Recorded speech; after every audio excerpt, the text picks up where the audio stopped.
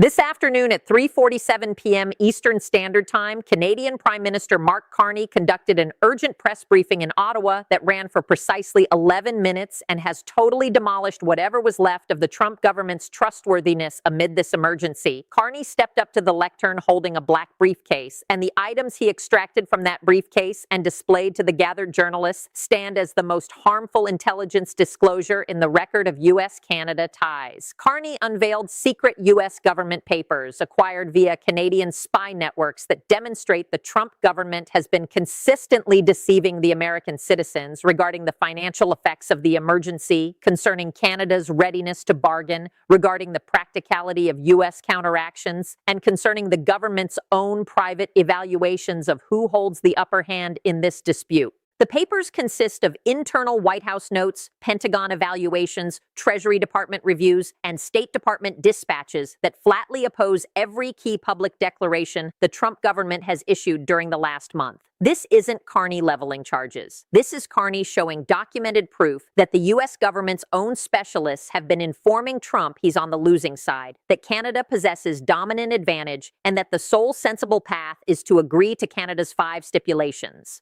And Trump has disregarded all that specialist guidance in preference for outward bravado and rejection. The American citizens have just discovered that their government has been misleading them. U.S. partners have just discovered that American spy safeguards have been breached. And Trump has just discovered that Canada can access his government's most confidential internal discussions. U.S. trustworthiness has crumbled, and it crumbled in 11 minutes. In this analysis, I'm going to guide you through the particular papers Carney disclosed and what they establish about the Trump government's internal grasp of the emergency. I'm going to present the instant response from Washington and why authorities are calling this the most severe intelligence violation since Edward Snowden. I'm going to describe how Canada acquired these secret U.S. papers and what that indicates about the condition of U.S. spy protections. I'm going to disclose the particular falsehoods that Trump government officials have been spreading that are now uncovered as deliberately untrue. And I'm going to offer you insights on whether the U.S. government can preserve any trustworthiness with partners, with the American citizens, or with Congress following this revelation.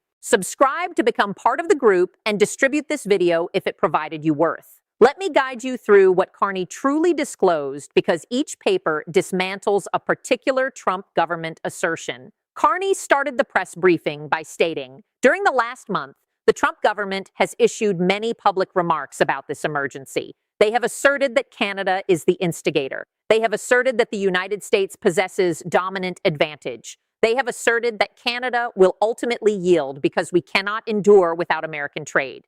They have asserted that American financial concerns are safeguarded and that any harm from this emergency is slight. Every single one of those assertions is a falsehood.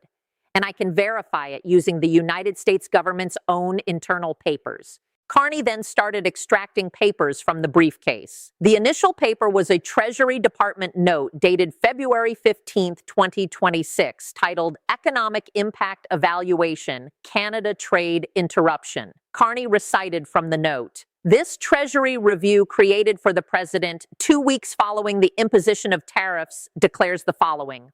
Prolonged trade dispute with Canada will lead to U.S. GDP shrinkage of 0.8% to 1.2% in 2026, employment reductions surpassing 400,000 in production and power industries, and buyer cost rises of 3% to 5% because of supply network interruptions.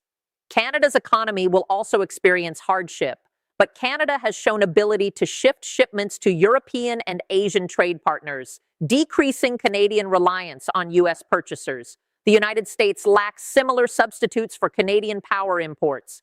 Conclusion: Canada possesses better advantage in any extended financial dispute." Carney gazed at the camera. That is the U.S. Treasury Department in February, advising President Trump that Canada possesses better advantage. Yet, President Trump has devoted the past month declaring the contrary. He deceived. The next paper was a Pentagon evaluation dated February 28, 2026, titled Strategic Effect Potential NORAD Breakup. Carney recited important parts. This Pentagon paper declares breakup of NORAD would generate vital weaknesses in North American air protection, especially in Arctic advance alert functions. Canadian radar setups and air facilities are vital for identifying aerial dangers coming from northern directions. Absence of Canadian partnership would demand the United States to spend an estimated $40 billion to $60 billion over 5 to 7 years to construct equivalent standalone functions.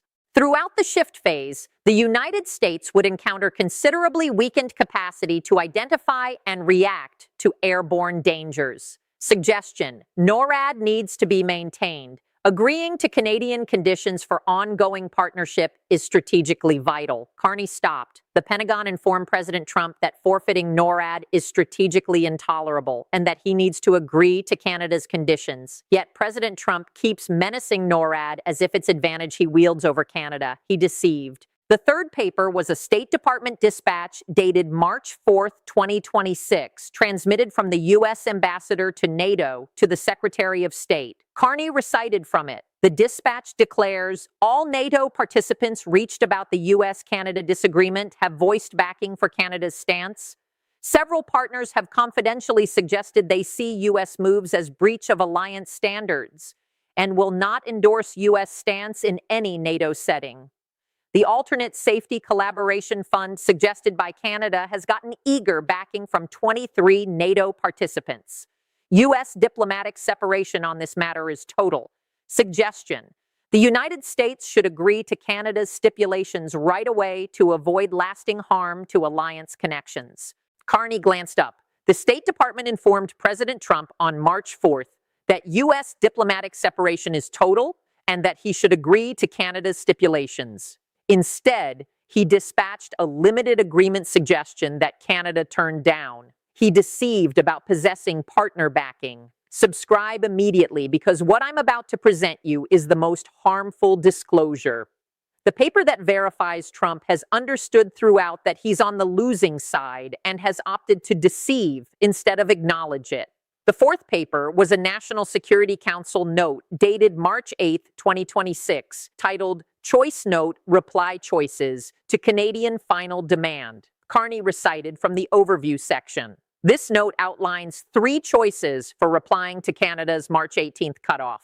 Choice 1, complete adherence to all 5 Canadian necessities. Evaluation: this concludes the emergency at once, reinstates commerce and safety partnership, but signifies political embarrassment for the president. Choice 2, limited adherence providing settlement. Evaluation: Canada has declared repeatedly that limited adherence is intolerable. This choice will be turned down and will cause Phase 2 execution. Choice 3, rejection to adhere, succeeded by counteractive steps against Canada. Evaluation: the United States lacks successful counteractive steps accessible. Any U.S. move would be opposed by the 40-nation alliance backing Canada, causing further U.S. separation and larger financial harm. Carney kept reciting. The note's final part declares, all 3 NSC leaders, the Secretary of State, Secretary of Defense, and Director of National Intelligence, collectively endorse Choice 1. Complete adherence to Canadian stipulations is the sole choice that benefits U.S. national concerns. The political expense to the president is considerable, but the financial and strategic expenses of non-adherence are disastrous. Each day of postponement heightens harm to the U.S. economy and U.S. alliance connections. The president needs to agree to Canada's conditions right away. Carney gazed straight into the camera. That note was composed 3 days ago. President Trump's own national security group advised him collectively that he needs to agree to Canada's conditions. Instead, he persists in asserting he's succeeding and that Canada will retreat. He's not merely deceiving the American citizens. He's disregarding his own consultants because his pride won't permit him to confess he committed an error. Carney then extracted one last paper.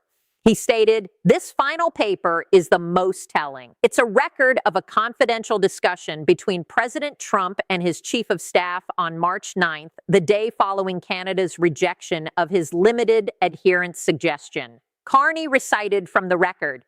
Chief of Staff, Mr. President, every specialist is advising us we must agree to Canada's stipulations. Treasury indicates we're failing financially. Pentagon indicates we're failing strategically. State indicates we're failing diplomatically. We lack partners endorsing us. We lack advantage. We must conclude this before March 18th. Trump's reply, I don't mind what the specialists say. I'm not yielding to Canada. I don't mind if it wrecks the economy. I don't mind if we forfeit partners. I will not be embarrassed by Mark Carney. We endure this until he yields. Chief of Staff, sir, he's not going to yield. Canada possesses options. We don't. Trump, then we fall battling. I'd prefer to ruin the economy than confess I was mistaken. The room became quiet. Carney stated, President Trump, in his own terms, confessed that he would prefer to ruin the American economy than confess he committed an error. That is not guidance. That is pride-fueled self-ruin. And the American citizens merit to understand that their president is prepared to forfeit their employment, their funds, and their protection to safeguard his arrogance. Carney shut the briefcase. He stated, I am distributing all of these papers to the press. They are now available. The American citizens can examine them and determine for themselves whether their government has been truthful with them. Canada has 7 days until the March 18th cutoff. The decision stays with President Trump, but now the American citizens understand the reality about what that decision truly is. Carney departed without answering inquiries. In minutes, every primary news group possessed the papers. In an hour, they were being examined on broadcast TV. In 2 hours, they were popular across every social network site. And in 3 hours, Washington was in absolute chaos. Here's what occurred. At 4:15 p.m., the White House press secretary was overwhelmed with inquiries during the regular update. Reporters questioned if the papers were genuine. The press secretary stated, "We do not remark on supposedly disclosed secret materials." That refusal to deny informed reporters the papers were actual. Reporters questioned if Trump had really declared he would prefer to ruin the economy than confess he was mistaken. The press secretary stated, the president is dedicated to defending American concerns. That avoidance verified Trump declared it. Reporters questioned if the government had been deceiving about possessing advantage over Canada. The press secretary concluded the update and exited the room. At 5 p.m., the FBI and the Office of the Director of National Intelligence released a combined declaration announcing an instant probe into how Canada acquired secret U.S. papers. The declaration stated, the unapproved revelation of secret national security details is a grave offense. We are striving to pinpoint the origin of this disclosure and will pursue anyone implicated to the maximum degree of the law. But that declaration, while menacing, also verified that the papers were authentic secret materials. At 5:45 p.m., Trump shared on Truth Social. The share stated, the supposed papers distributed by Canada are phony, produced by Canadian spies to make me appear poor. Nothing in those papers is actual. This is election meddling by a foreign regime. Canada will face a harsh consequence for this.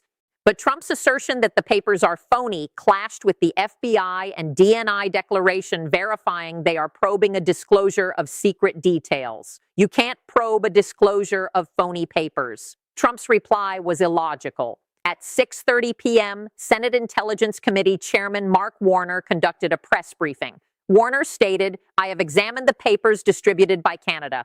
Based on my entry to secret details and my awareness of how these kinds of papers are generated, I evaluate that these papers are genuine. If they are genuine, it signifies the Trump government has been consistently misleading Congress and the American citizens about the Canada emergency. The Intelligence Committee will conduct urgent secret sessions to ascertain what the government knew, when they knew it, and why they deceived about it. At 7:15 p.m., Senate Majority Leader Chuck Schumer and Senate Minority Leader Mitch McConnell released an uncommon combined declaration. The declaration stated, if the papers distributed by Canada are genuine, and there is every sign that they are, then the president has been disregarding collective guidance from his national security group and has been deceiving the American citizens about the condition of this emergency. We urge the president to promptly agree to Canada's 5 necessities and conclude this catastrophe before March 18th. At 8 p.m., several news groups reported that 3 high-level government officials had stepped down in opposition. The officials, whose identities have not been verified, supposedly informed associates that they could no longer serve a government that disregards specialist guidance and deceives the public. The stepping down indicates that even Trump supporters are leaving him as the emergency hits its peak. At 9:00 p.m., CNN reported surveys done in the 4 hours following Carney's press briefing. The survey indicated that 71% of Americans think the papers Canada distributed are genuine. 68% think Trump has been deceiving about the emergency, and 73% think Trump should agree to Canada's stipulations by March 18th. Trump has forfeited the American citizens. Let me describe how Canada acquired these secret U.S. papers and what that shows. According to spy experts, there are 3 options. First, Canada possesses human spy assets within the U.S. government personnel who are disclosing papers to Canadian spies because they think Trump's approach is ruinous. Second, Canada possesses technical spy abilities that permit capture of U.S. government exchanges either through online actions or through signal spying. Third, one of the 40 countries in the alliance endorsing Canada has smart exchange connections with the United States and has transferred captured U.S. exchanges to Canada. Any of these options stands for a disastrous breakdown of U.S. spy safeguards. If there are disclosures within the government, it signifies Trump has forfeited the trust of his own personnel. If Canada possesses online abilities against U.S. setups, it signifies U.S. online protection is insufficient. If partnered countries are exchanging U.S. spy details with Canada against American concerns, it signifies U.S. partners trust Canada more than they trust the United States. No matter how Canada acquired the papers, the reality that Canada possesses them and is ready to distribute them openly shows multiple things. First, Canada is assured enough in its stance to chance U.S. counteraction for spy activities. Second, Canada thinks the advantages of revealing Trump's deceptions surpass any diplomatic expenses. Third, Canada has decided that the U.S. government is so malfunctioning and so breached that standard spy safeguards cannot be presumed. This is ruinous for U.S. trustworthiness. If America's nearest neighbor and partner can infiltrate U.S. secret setups and disclose the most confidential discussions, what can opponents like Russia and China reach? Let me provide you 2 possibilities for the last 7 days. Possibility 1, complete breakdown. The paper disclosures ruin Trump's leftover backing. Congressional Republicans confronting voter anger over being deceived approve laws compelling adherence to Canada's stipulations with majorities that override vetoes. Trump either approves or Congress overrules. Canada's necessities are fulfilled by March 16th. Phase 2 is prevented, but Trump's leadership is over. Multiple probes are started into who deceived Congress, who disclosed secret details, and whether Trump hindered national security approach. Trump confronts possible removal for favoring pride over national protection. Possibility 2, ruinous cutoff. Trump declines to yield despite paper exposure. He asserts everything is phony news and plot. March 18th comes with no adherence. Carney activates phase 2. U.S. economy plummets. Within 48 hours, financial harm is so extreme that Trump confronts a constitutional emergency. The cabinet talks about using the 25th Amendment. Congress advances toward urgent laws, removing Trump of commerce and international approach power. The United States falls into a constitutional emergency while at the same time confronting financial ruin and diplomatic separation. I'm observing whether any extra government officials step down in the next 24 hours, whether congressional Republicans conduct any urgent gatherings to talk about compelling Trump's adherence, and whether any primary business heads openly urged Trump to agree to Canada's conditions. Carney revealed Trump's pretense. He verified Trump has been deceiving. He disclosed that Trump's own consultants advised him to yield, and he demonstrated that Trump selected pride over nation. 7 days are left. The papers are available. The deceptions are revealed, and Trump has no place remaining to conceal.